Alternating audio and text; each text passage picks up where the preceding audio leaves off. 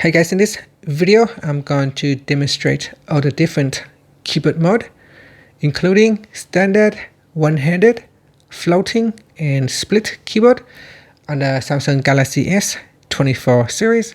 First, in portrait view, this is the standard keyboard. So here I'll open up my keyboard. So this is the standard mode. Then we'll go over and select in portrait view, one-handed keyboard.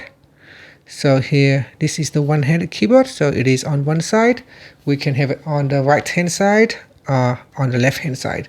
So the keyboard move to one side of the screen and I can use one hand, and that will allow me to reach most part of the keyboard. In fact, if you have a long hand, you can reach all parts of the keyboard.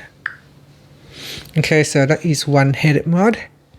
Then in here we go to floating keyboard in portrait view. So in portrait view, this is the floating keyboard. It is float around the screen, hence the name. We can move the keyboard to anywhere on the screen. Now if I go to landscape mode, there is a new option called split keyboard. So in landscape view, standard keyboard, this is what it looks like. So here if I go to my landscape view, this is what it looks like. Okay, now I change to my split keyboard. In split option, here is a split keyboard in landscape mode. It's only available in landscape mode. So the keyboard is split in half, allowing me to type like this without having to reach my thumb all the way to the middle of the screen.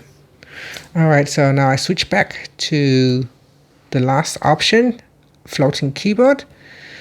But this time it is in landscape mode. So floating keyboard in landscape mode, which is very similar to how it looks in portrait view. Makes no difference whether you're in landscape mode or portrait mode, it looks exactly the same. So that is all the different keyboard mode that you can use on your Samsung Galaxy S24 series. Thank you for watching this video. Please like and subscribe to my channel for more videos.